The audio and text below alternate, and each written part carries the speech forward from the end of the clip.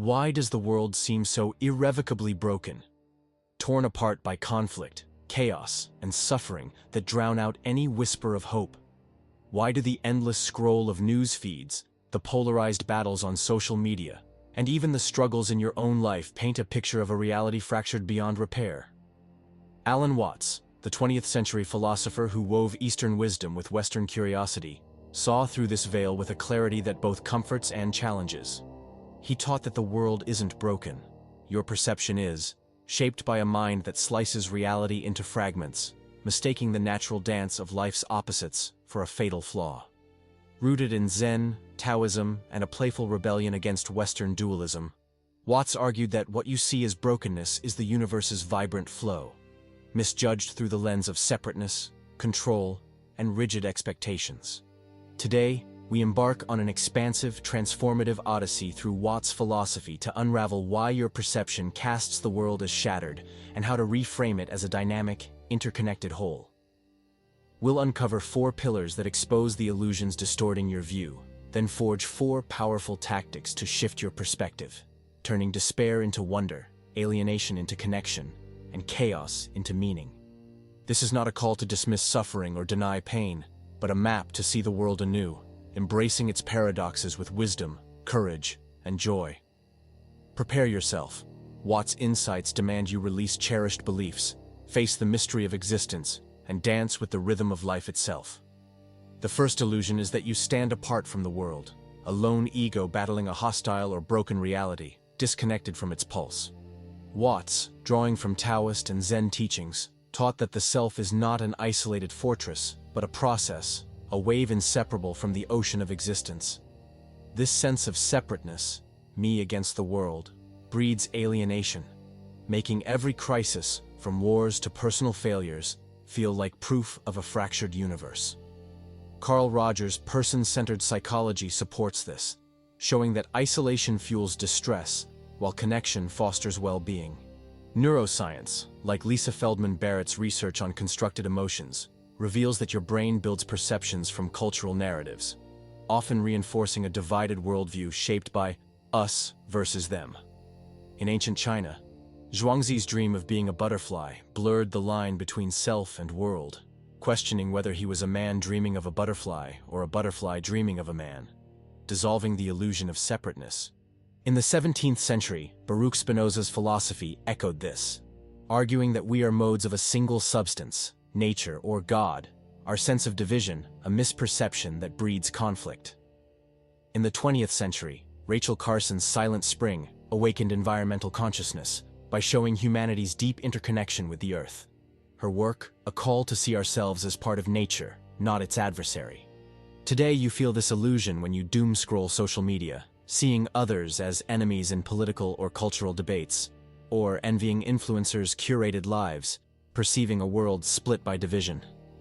At work, you might feel alienated, as if fighting a broken system alone, missing the shared purpose of a team. To break free, question the I you assume is separate. Meditate for 10 minutes daily, imagining your breath as part of the world's rhythm, connected to the air, trees, and people around you. Journal moments of connection, like a shared laugh with a colleague or helping a stranger, and note how they soften the sense of a broken world. Take one action, like joining a community project or reaching out to a friend, to feel your place in the larger whole, seeing the world as a web of interdependence rather than a battleground. But separateness isn't the only distortion. Your perception is skewed by clinging to one side of life's opposites, chasing joy while rejecting suffering, seeing pain as evidence of a broken world. Watts taught that existence is a dance of polarities, light and dark, pleasure and pain, yin and yang, each defining the other, inseparable and essential to life's harmony. When you pursue only happiness and label suffering as a flaw, you fragment reality, perceiving it as broken when it fails to match your ideal. Barbara Fredrickson's broaden and build theory in positive psychology shows that embracing both positive and negative emotions builds resilience, expanding your perspective, while rejecting pain narrows it, fostering despair. Joseph Ledoux's neuroscience research reveals that the brain's bias toward avoiding pain amplifies distress, making suffering seem like a defect rather than part of life's rhythm. In Hindu mythology, Shiva's cosmic dance of creation and destruction embodies this paradox, showing that life's beauty arises from both birth and decay, neither complete without the other. In the 19th century, Friedrich Nietzsche's concept of amor fati, loving one's fate, embraced all of life, joy and pain, as necessary for growth. In the 20th century, Maya Angelou's poetry wove triumph and trauma, her work a testament to finding meaning in life's dualities. Today, you see the world as broken when news floods your feed with war, injustice, or disaster, ignoring the acts of compassion, art, or resilience that coexist. In your life, fixating on a failure, like a lost job or a strained relationship, casts the world as flawed, missing the lessons or connections it brings. To shift this, embrace both sides of experience, reflect on a recent pain, like a rejection, and find its hidden gift, perhaps a new perspective or strength. Practice gratitude for life's dualities, listing 3 moments daily where opposites intertwine, like the joy of a friend's success amid your own struggles, or the calm after a stressful day. On social media, share a story that honors both light and dark, like overcoming a challenge with hope, and notice how it shifts your view of a broken world into a vibrant, interconnected dance. Your perception is also clouded by the illusion of control, the belief that you can fix the world's chaos if you just try harder, plan better, or fight stronger. Watts, inspired by the Taoist principle of Wu Wei, effortless action, saw this as a Western obsession, the ego's need to dominate reality, contrasting it with flowing with life's natural current. Clinging to control makes every setback, a global crisis, a personal loss, feel like proof of a broken world, as you judge reality against an impossible standard of order. Daniel Kahneman's research on cognitive biases shows that the illusion of control fuels frustration when outcomes defy expectations, while Andrew Huberman's neuroscience studies reveal that resisting uncertainty spikes cortisol, amplifying perceptions of chaos. In Greek mythology, Sisyphus, doomed to roll a boulder uphill only for it to fall, embodies the futility of control, yet Albert Camus reimagined him as heroic, finding meaning in the act itself, not the unattainable goal. In the 20th century, Viktor Frankl survived the Holocaust by surrendering control over his circumstances, finding purpose in his inner response to suffering. In the 21st century, climate activist Greta Thunberg channels her efforts without expecting to fix the world alone, her Wu Wei-like focus on action inspiring millions. Today, you feel this illusion when you obsess over controlling global issues, climate change, political divides, on social media, or when you try to micromanage a relationship's outcome, like forcing a partner to align with your vision. At work, overplanning a project to avoid failure often backfires, reinforcing the sense of a broken system. To release this, practice surrendering control.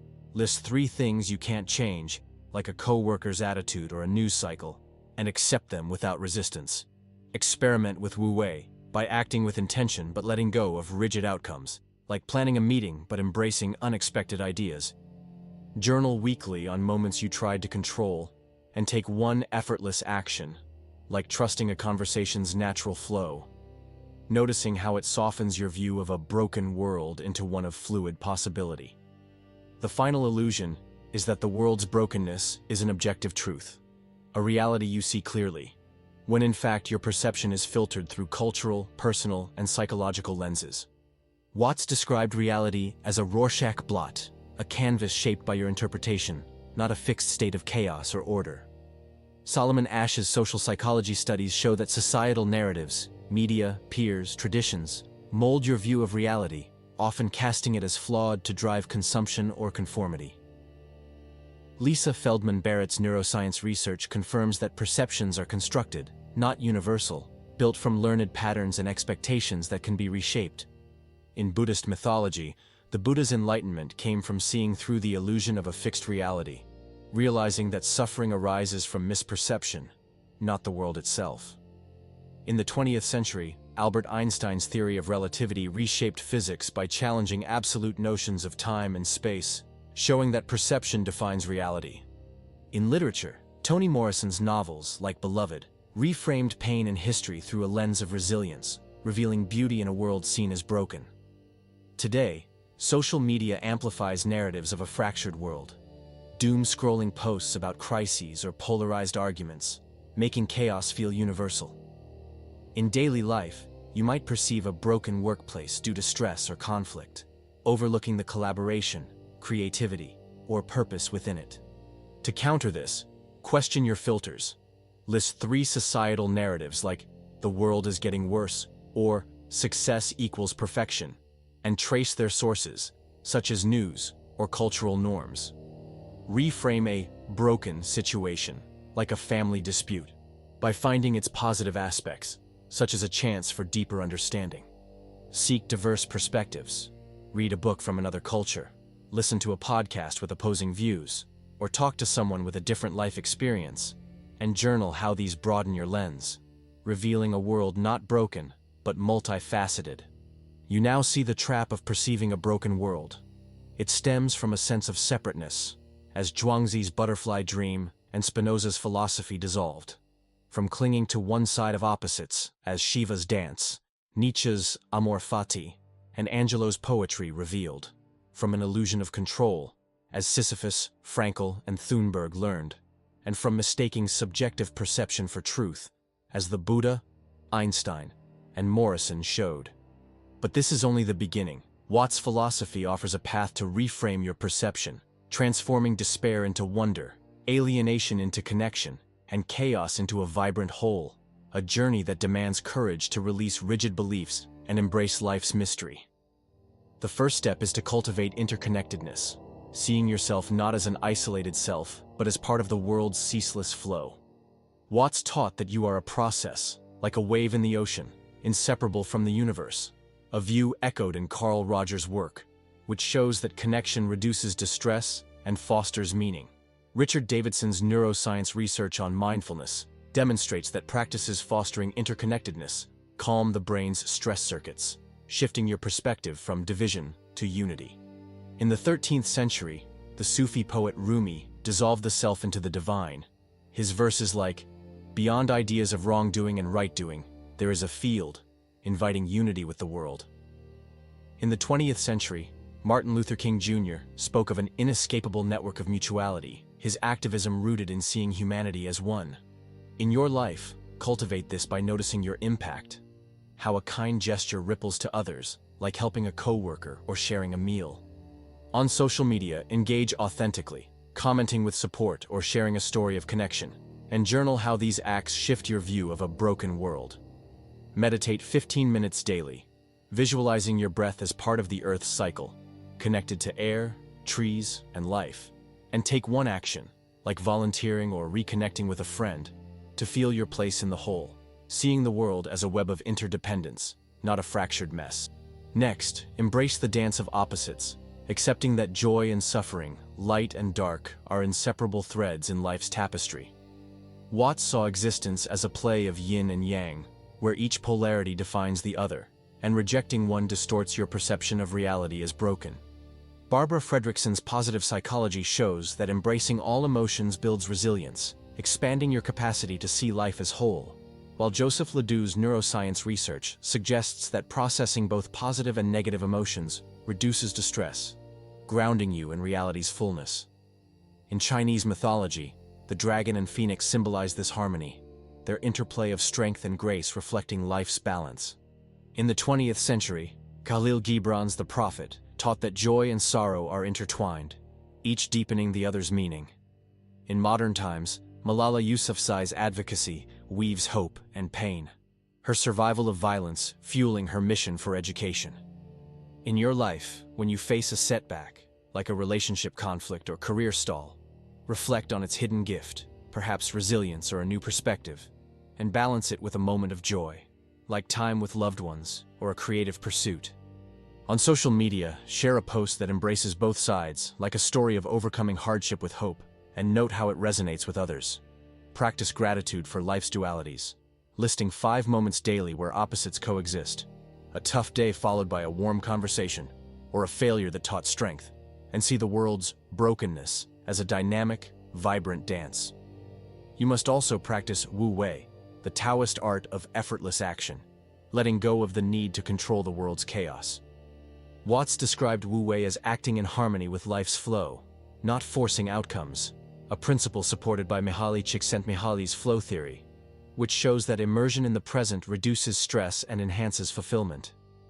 Andrew Huberman's neuroscience research confirms that surrendering control lowers cortisol, easing perceptions of chaos. In Japanese Zen, the monk Hakuin lived Wu Wei, his spontaneous paintings and teachings flowing with life's unpredictability, finding peace amid uncertainty. In the 20th century, Nelson Mandela practiced this in prison, letting go of controlling his fate and focusing on his inner purpose, emerging to lead with clarity. Today you feel the need for control when you obsess over fixing global issues, poverty, politics, on social media, or when you try to micromanage a project's outcome at work, reinforcing the sense of a broken system. To release this, list 5 things you can't control, like a colleague's choices or world events, and accept them without resistance. Experiment with Wu Wei by setting an intention for a task, like a creative project, then letting go of rigid expectations, embracing surprises like new ideas or collaborations. Journal weekly on moments you tried to control, and practice one effortless action, like trusting a conversation's natural flow or letting a plan unfold organically, noticing how it transforms your view of a broken world into one of fluid possibility. Finally, reframe your reality through mindful awareness, recognizing that your perception, not the world, shapes your experience. Watts saw reality as a canvas for interpretation, a Rorschach blot molded by your mind, not a fixed state of brokenness. Cognitive behavioral therapy, as developed by Aaron Beck, shows that reframing thoughts alters emotional responses, while Lisa Feldman Barrett's neuroscience research confirms that perceptions are malleable, constructed from learned patterns that can be reshaped. In the 20th century, Anais Nin wrote, "We don't see things as they are, we see them as we are." Her diaries reframing pain into art, finding beauty in a world others saw as fractured. In modern times, the Dalai Lama's teachings reframe suffering as a path to compassion, seeing the world's chaos as an opportunity for growth. In your life, reframe a broken situation, like a stressful job or family conflict, by finding its purpose, such as skills gained or bonds strengthened. On social media, challenge narratives of despair by sharing stories of resilience, like a community's recovery or a personal triumph, and note the response. Practice 15 minutes of daily mindfulness, observing your thoughts about the world without judgment, and reframe one negative perception, like seeing a setback as a chance to learn. Seek diverse perspectives, read a novel from another culture, listen to a podcast with opposing views, or talk to someone with a different life story, and journal how these expand your lens, revealing a world not broken, but rich with possibility and connection. You now hold Watts's map to see the world anew.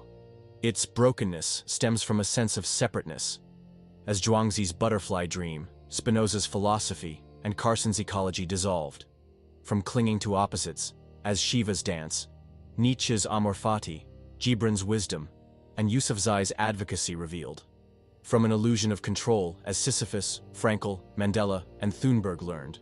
And from mistaking perception for truth, as the Buddha, Einstein, Morrison, and Nin showed.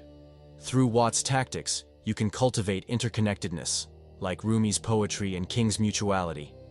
Embrace opposites, like the dragon and phoenix's harmony.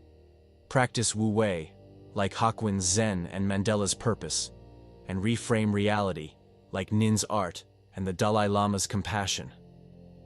These 8 principles weave a system, a diagnosis of your distorted perception, and a path to see the world as whole. But a solemn warning. This knowledge is a spark, capable of illuminating your path or unsettling your mind if misapplied. Use it to embrace life's flow, find wonder in its paradoxes, and live with connection. True wisdom lies not in fixing a broken world, but in seeing its unity through a clearer, more expansive lens.